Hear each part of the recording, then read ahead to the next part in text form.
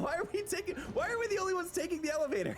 Oh, no. All right, Chris, which one's the piss corner? Left, right, back, or front? Ah. Cool. I think we got him.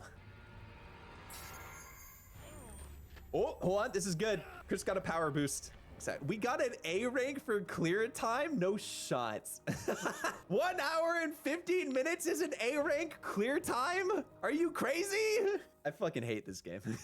I actually hate it. Unfortunately, chapter 2 was gonna make me hate this game even more. This is where we flash back to where Chris first lost his squad, and it didn't take long for me to realize that My family it was once going to cast be me much out. harder than chapter Yet 1. part of me still loves them. All right. Almost every enemy in this level has a gun, so my health and ammo were getting deleted just as fast as I was. Surprisingly though, I wasn't actually dying that often, and the main reason for that was from me managing to find a hiding spot everywhere I went and just barely beating sections right before I was about to hit the dust. I think it also helped that I tried things so stupid that they just might work, and this game is truly built around things so stupid that they just might work. There we go. Cutscene.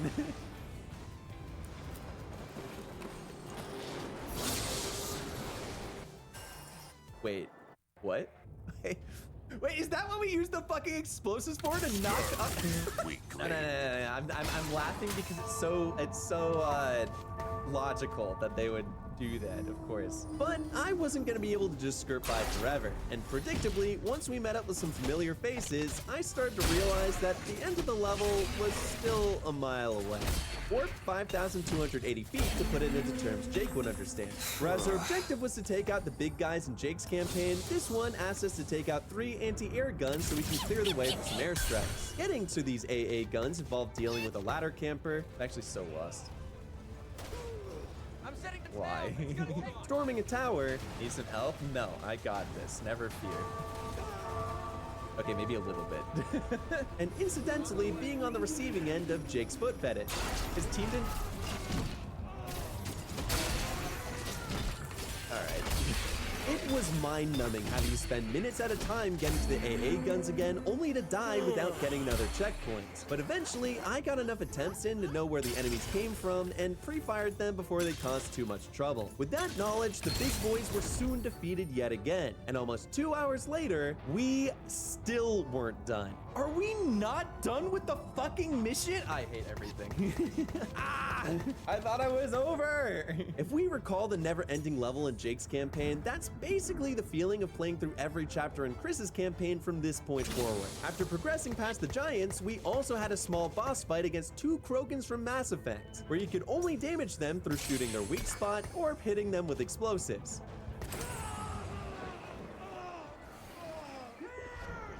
Alrighty, well, that was a thing.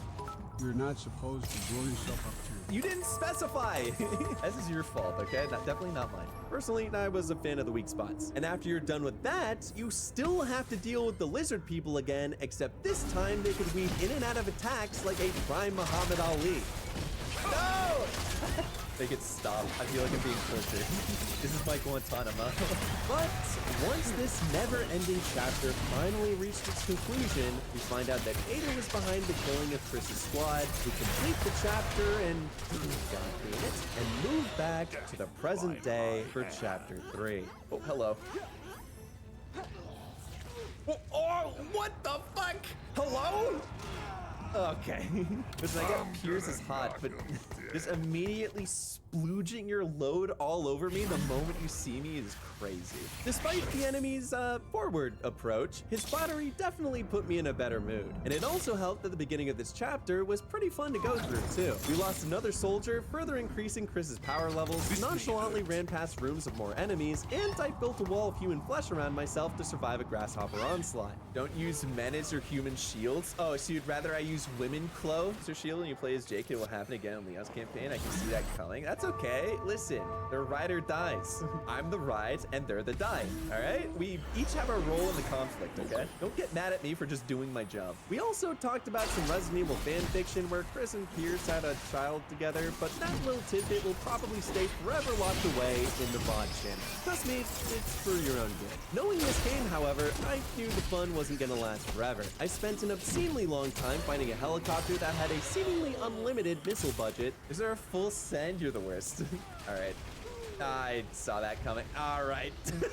But something that really took a while to figure out was what came after. If you've noticed, this chapter takes place in China, and it just so happens to be 2024 this year, which of course means it's the year of the dragon. And this joke would have hit way better in 2025. There! It's right there! Thanks. Good call, soldier. I didn't notice. This is the invisible snake, and I know it's not saying much, but it's the scariest thing I've come across so far in my survival horror game. Help me, Chris! I need help!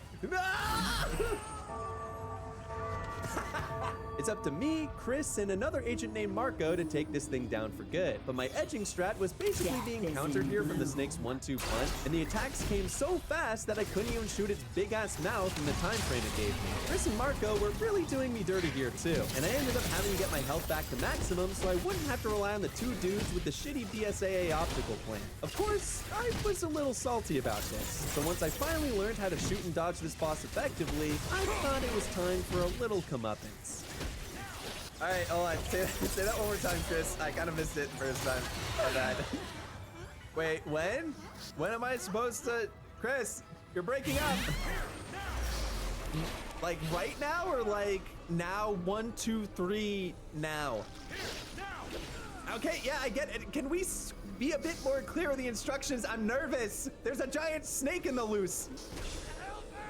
Got you, buddy. Oh. Got him. What happened? Oh, he's alive! Let's go!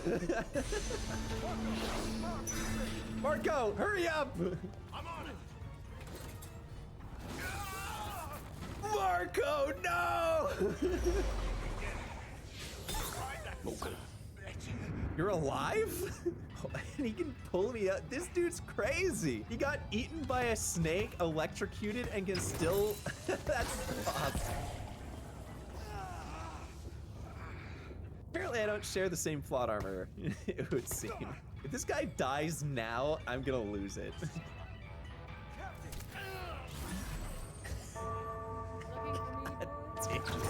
Marco! No! Rest in peace, my misunderstood king.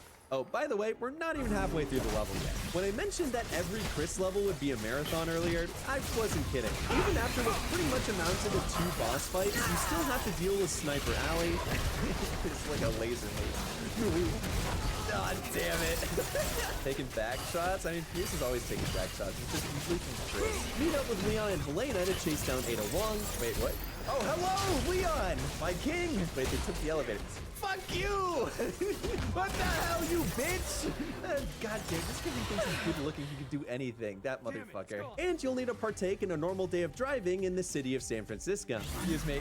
Learn how to drive! God, the fucking people, dude. All of these things are well and dandy, and didn't kill me a lot, even though they took up a large portion of my time. But something you'll end up noticing about this game is that it really likes boss fights. And something it likes even more than boss fights are the same boss fights again, and really shitty hitboxes. Oh my god, those shots. He's actually... Ugh! Okay. It's still after me because I see the light like actually following me. It's not great. Oh, maybe I just wait for it to stop shooting. It's nearly time.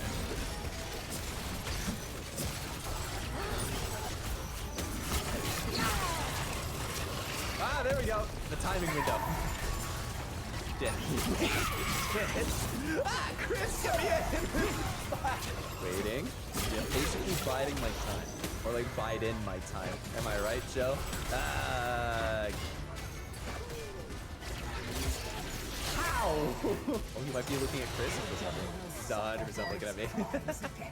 Oh, he's looking at Chris. Oh, he's actually looking at Chris. Chris, get the fuck away from me, you weirdo, idiot, moron. Actually looking at Christopher.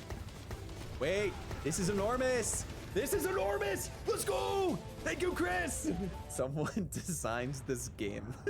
So true. So with that done, this mission was complete in a blistering 2 hours and 42 minutes. My initial plan was to make this video 30 minutes long, by the way. No way they did.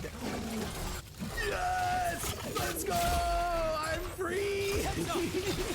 Yeah!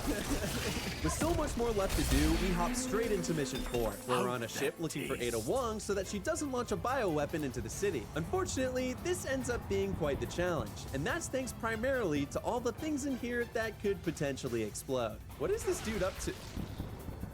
Okay, yeah, noted, got it. I have a grenade, don't worry, this is fine. Now all I need to do is find an enemy and kill with it. Right there.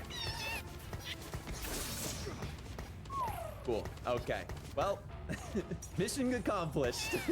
I think I found just the thing to blast that smoke at. I feel as though that's not actually a good idea. Oh, I'm the one getting tossed over? I mean, I do have the twink build. I feel like this isn't the first time that Chris and Pierce have tossed around. You know what I mean? I feel like they're kind of experienced in this. The first area is a large hangar containing a ton of enemies scattered everywhere you look. And according to some of the people who have done No Hope before, it's supposed to be one of the harder parts in the entire game. That being said, it never felt that way to me. And I basically just weave from cover to cover, practically running through the whole thing. Now, I can't directly attribute this success to my fantastic gaming skills, mainly because I don't have any. So in order to understand why this went so well, we have to remember that our beloved Marco had recently passed away, and the missile was being aimed at civilians. So while I was busy running around everywhere, Chris was quite literally taking care of the rest. Ooh, not good. Chris, please. Thank you. That's my hero. I'm trying to think what the best course of action would be to get through. Seems like Chris is doing fine, but I need to think of how not to experience what's going on here. Captain! Captain! Captain! Hurry up! Captain! Oh my god, he's so lazy! What is he doing over there? Is there anyone up here? Are we kind of vibing? Oh, we are absolutely vibing. Oh my god. Wait, I'm actually so smart! That's crazy! Chris tanking everything had basically allowed me to skip the first third of the chapter, even though there were a few minor setbacks. Is that good? Not a fucking care in the world. Chat, what do you think it's shower so— Ah! No! Wait, what? The shower guy was a distraction, dude. I was too caught up in his beautiful cheeks. But regardless, thanks to his immortality, we managed to finally make it to Ada, who then uses the opportunity to reveal her master plan of getting revenge on an ex-boyfriend. And listen, she might be psychotic or a mass murderer or whatever, but if Ada Wong, then I don't want to be right. All right. What the fucking drive-by with a helicopter? Oh, there she goes. Ada's untimely death meant that everyone was going to have to find someone else to fawn over for the remainder of the campaign. And unfortunately for me, in the enemy's case, they were really insecure. This is not good. Damn, dude. Holy shit. 9 months flies right by. That's crazy. Tim and the other Tims were back, and it turned out they are some very handsy dudes. You're basically running around confined cabins looking for 3 key cards, and my plan of running past everything didn't seem to work as well when I had 3 Tims blocking the hallway. God damn it, I keep getting pregnant! The new plan here was to shoot off Tim's limbs so that it was harder for them to trail behind me, and it worked out pretty well. So well, in fact, that I was able to complete this unholy part pretty soon after implementing it. Oh, and a cutscene. All right. Why is there lava? We are on a boat, by the way. We still had one more thing to do after this, though. As Pierce, you have to plant explosives on the ship's missile silos, and at the same time, Chris is killing in a jet, providing supporting fire, but sadly not reviving fire. I had to pre-aim every sniper in existence to actually lay down this pipe. Bomb successfully. And once I leapt back into the jet from a construction crane, because of course I did, something that can only be considered a miracle happened right after. Oh, wait, what? Wait, wasn't this mission supposed to be really fucking long? All right. We absolutely take those. Beating a chapter in under 2 hours felt incredible, especially coming from missions that felt like they were eons long. But that being said, really quickly, I thought it would be good to inform you that as I was celebrating, we might have failed to stop the missiles. The final chapter in Chris's campaign has you go save Jake and Sherry, and just like every other chapter, there were a bunch of things that proved to be an obstacle. But in this one in particular, there are 2 things that truly stand out above the rest. And the first of these tests is the timer room. I was stuck in this little room for almost an hour. The gist of it is that you have to wait for 2 different timers to go down so the room you need to get into becomes accessible. And in the meantime, infinitely spawning enemies try to kill you, usually successfully. There are Krogans, bee people, snipers, and more. But I actually developed a pretty amazing strategy early on where I did laps around the top and bottom of the room while killing all the snipers as they spawned in. So you might be wondering why I was stuck here for so long if I could just kill or outpace the enemies the whole time. Well, there's one more thing about this beautifully coded game that I've yet to mention. This game does not pause during real-time cutscenes. And when it happens in a room filled with the hardest enemies in the game, it makes sense to why I celebrated so hard when I finally beat it. No, you're... I don't know what happens. We'll do it the hard way. You're fucking joking. I can't do anything about that. You're fucking kidding me. Oh, please don't fucking no. I don't care. God, I don't care. Let me move. Oh, I'm dead. Oh, this could be bad again. Please don't cutscene me. I hate everything. Please don't kill me. Oh, that's a sniper. Hold on. Literal god flashbang. One more for the road. Captain, I have flashbanged them. Captain. No, dude. Captain. Oh. Why can't you just go to the fucking door? This should work, theoretically. Captain? 3, 2, come on! Yes! Oh my god, what an ass part. Oh. That's my captain right there. Even with that done, however, there's still one more thing that stands out in this chapter, even amongst the pain that was the last part. Once Chris and Pierce meet up with Jake and Sherry, they end up having their own final boss to deal with, which supposedly was touted to be the harder one. Thankfully, the first phase wasn't too bad since me running around like a giant wuss allowed me to keep practically all of my ammo from the last 2 missions, which meant as soon as I unloaded my entire arsenal into it, it's time for phase 2. And it's here we finally get to the point in the campaign where we discover why we picked Pierce. Did I break my arm? Alright, that's not great. I feel like I'm at a little bit of a disadvantage here. Imagine us, heroes. Wait, this is sick. Get his ass, Pierce! Ready weapon.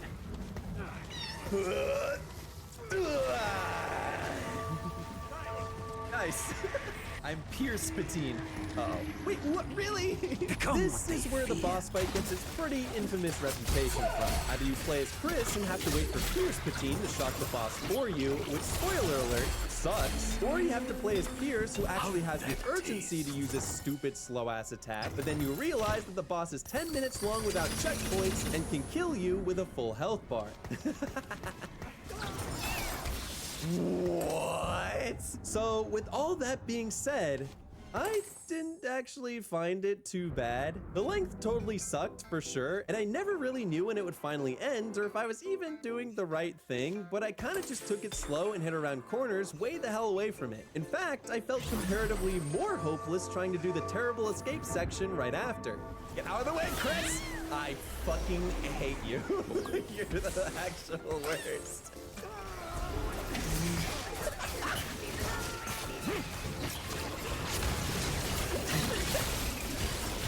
I can't deal with this anymore.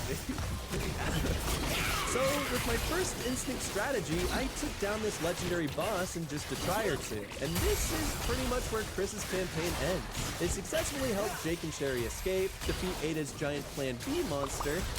Having a Plan B monster makes sense since you want to be safe if the whole place is filled with semen. Thanks, Joe. And we share a pretty touching moment with Chris and Pierce as he slowly turns from the virus injection. Previously, I felt like the story for this campaign, to put it lightly, was complete ass. But this final moment when Pierce sacrifices himself, knowing that he'll turn into a monster soon, was honestly very well done. It seriously bumped my enjoyment of Chris's story a good amount. And it truly sucks that this scene might be the last we see of Pierce.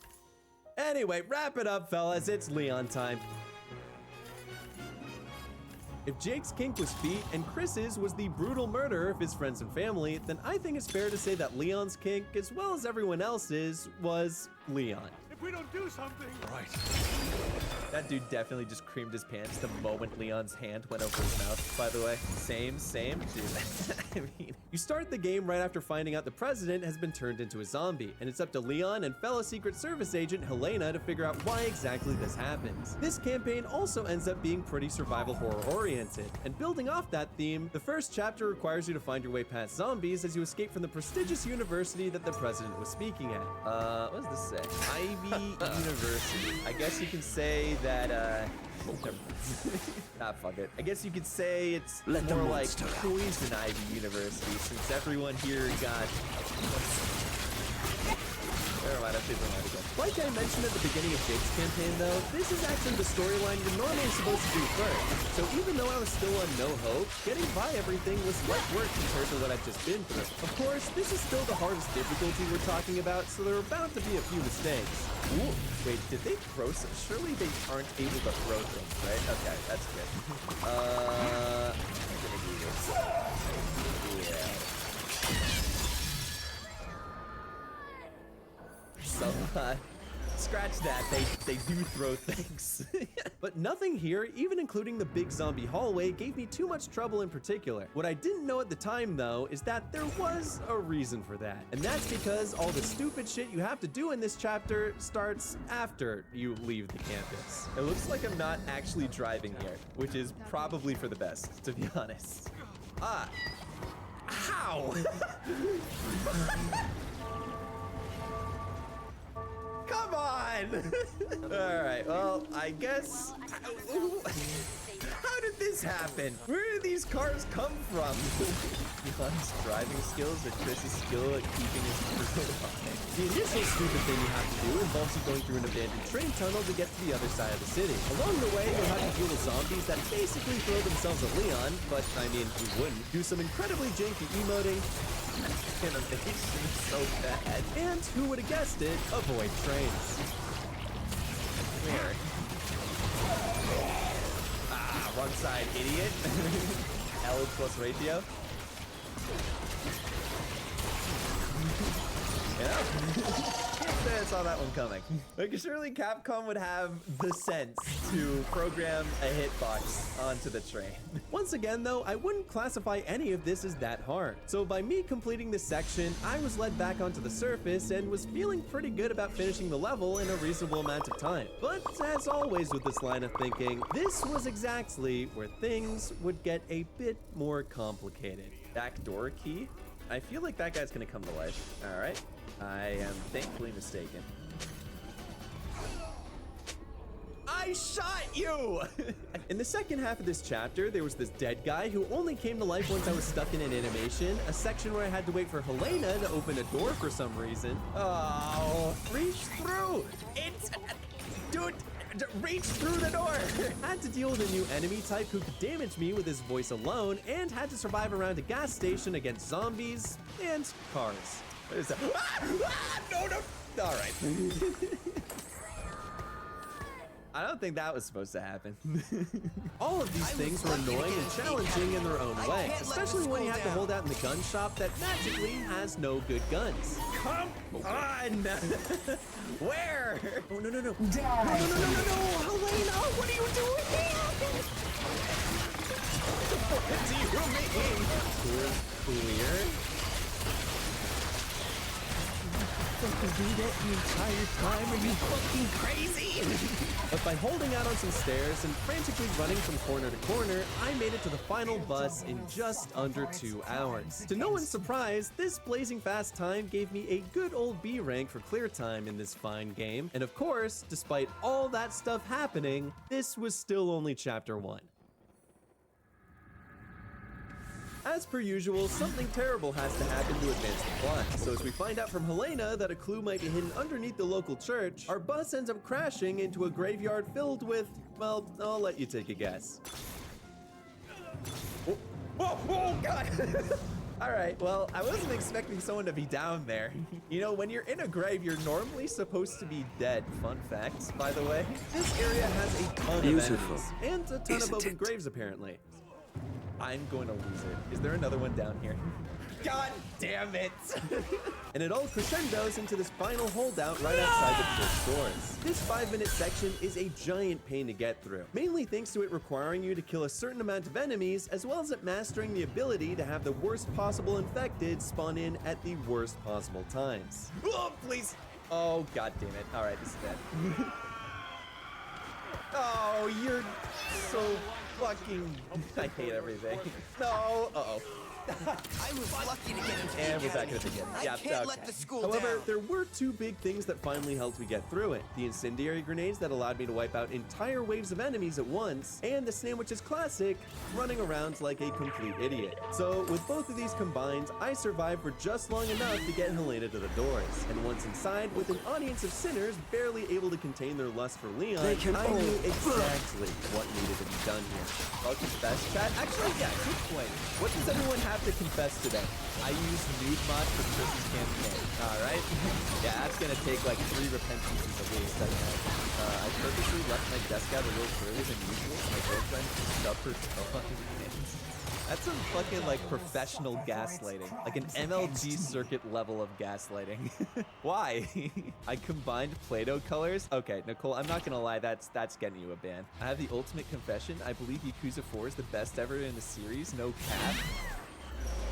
Oh, dude, I wasn't expecting it to get this fucking heavy so soon. Forgive me, Father, for I have sins. I watched a cringe furry video and likes the costumes. On second thought, this might be a lost cause. Before heading to the basement, the church has a ton of puzzles for you to complete. One has you grab some Madonna statues that I feel were purchased from a sculptor from Fiverr, not even close to be honest. Another has you recreate the Liberty Bell 5 times, and then there's one that has you deactivate some traps by pressing the very obvious button on the front of it. It appears that the Fiverr sculptor is actually doing a 2-for-1 deal. Once that's done though, all the puzzles here are behind us. And your reward is, I shit you not, means never the having titty to say monster. I'm stuck. You're the one who brought me here!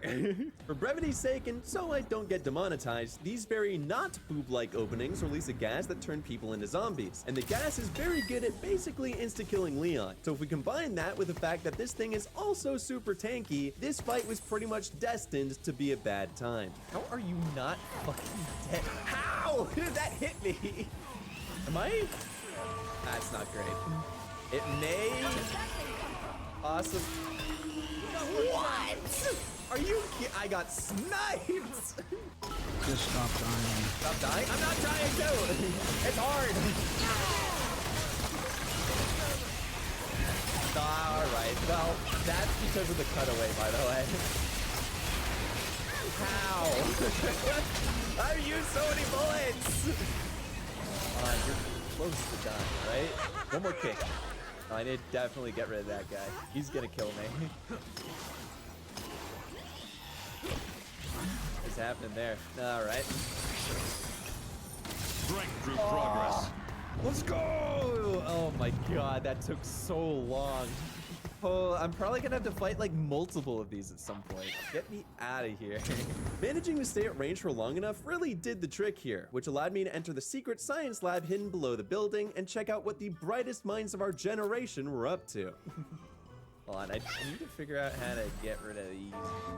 Don't throw that! Wait, did it? Focus. Good job, soldier.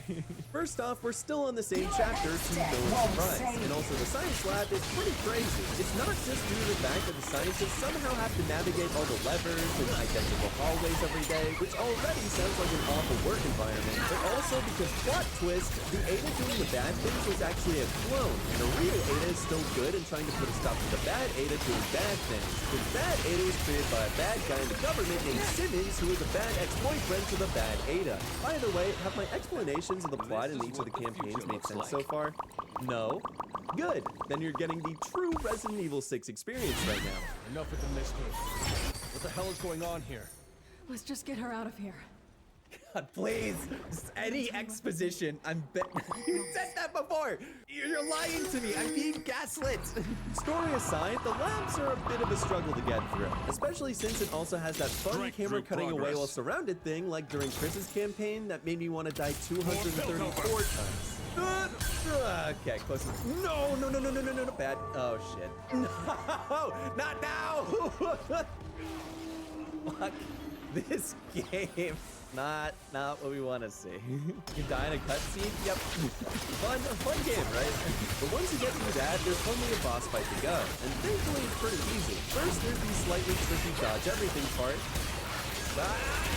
Then there's the simple intermission part that I died at anyway. And finally, there's the minecart section where you can lie down and take a little nap if you're now very tired of no hope, just like me. But once all those things are done, another singular chapter is in the books. Ay. 2 hours and 42 minutes for one level. Oh my God. Holy moly. This video is only supposed to be an hour long, by the way. Now we find ourselves in the catacombs trying to escape back to the surface, and the game behaves pretty much like you'd expect it to at this point. There were some good times, like when I found out a brand new mechanic 30 hours into the playthrough. Aim and press Y. Kill whoever's turning them. What? Wait, this is a thing? Wait, how is this the first I'm learning of this? But as to be expected on No Hope, this was also far outweighed by all the bad things. What the fuck is that thing? It looks like a, this is problematic. Okay, hold on. Oh, we gotta go. It also appeared as though the danger each enemy possessed was a lot greater in this campaign, as the zombies that weren't present in the other two could seemingly take me down even before I started my edging. There were resilient melty flesh zombies, ones that dropped a torch that did damage whenever they got killed, and even a giant shark whose weakness was slow-mo and ease. But as per usual, there's also the least expected enemy to look out for as well. And when the entire catacomb started collapsing, this position would be filled by gravity and Helene. Yeah, it's such a lantern. That guy didn't do anything. No! No, please! Helena! No, you're not! Why would you say you're coming and then jump away from me? But once you navigate the area without getting griefed, that pretty much wraps up Chapter 3, and Chapter 4 begins the only way Resident Evil 6 knows how to, with another repeat boss fight. Okay. This was already hard to do in the beginning. Remember, Lena, no rushing. Thanks, Joe. Ay. Okay. Dude, I can't do anything. Dude, let me do anything! Oh my god, with tongue? You're required to battle against Titty Boy across the entire plane, and the cramped spaces throughout really don't help with avoiding gangs. The cargo room is where you'll actually defeat him now, but the only way to do that is through managing to spam a QTE fast enough to open the plane's rear as you slowly get gassed again. It probably would have been a good idea to heal back to that health and move around the room as I slowly open the hatch gradually. But if you're new, that's not exactly how things work around here. You got me up. No, this is it. I got it. I can do this. I can literally do this. It's leaking that same gas. It's... We have to get rid of it. We need to. Let's go! Oh, I die anyway? That's so dumb! I want a cutscene! We have to get rid of it. We need to. No one look at the camera. Open sesame! Oh, see ya. I don't think. That's thankfully the last we'll see of that abomination, but there's still quite a bit left to do here once we land. By we, I mean the pilots are dead and Leon has to, land the plane. Good. We're good. Looking good. Looking good. Nice. Didn't he have to use the training wheels they call a landing gear, dude? That's how a real pilot lands a plane. Hell yeah. You can't park with me. That's okay. I'll move later. Wait, this is right after they crashed. I thought they'd been in Hong Kong forever. When I got to this part in Jake's campaign, they literally just crashed a plane. The tag team boss fight from Jake's campaign is still just as easy when you play it in Leon's, and powering through the market following that was also fine if you can enjoy the weird space slightly that sounded mid-season with the crowd. There was the occasional trickier part like the death Roombas, or Roombas as I like to call them when we meet up with Chris again. Wait, do I have to do it? Nice. Oh, not nice. Not nice at all. No, please. However, this chapter was honestly more chaotic than it was difficult, and nothing really exemplifies that more than when we encounter Simmons, the evil government's evil Ada, evil ex-boyfriend, in case you forgot, and things go so stupidly in a way only RE6 can pull off. Yeah, what? Oh, no, why me? Oh, that's not good. Oh, it's Dawn bad. is the future. Okay. That seems a little unfair. Got a checkpoint. We'll take it. It's not bare hands, Giddy. You have saber-toothed tiger hands. And they're not even hands, they're paws. This guy's story is full of holes. Just like I'm about to be. Jesus Christ. Ah, that's fucked up, man. Imagine us, heroes. Is that a shield? Come on. What? Oh, yeah, dude. But you need to hit him with a headshot this entire time. Wow, that sounds really easy now that you say it out loud. He's got one chapter left. By this point, the missile that Chris made a little whoopsie about hits the city, and for their final chapter, Helena and Leon try to evacuate as every single person around them begins to get infected. Who's screaming?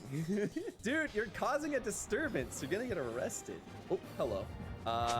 We might need to turn on the windshield wipers. This is where Resident Evil 6 truly has no shame with the repetition stuff though, because here the game has you play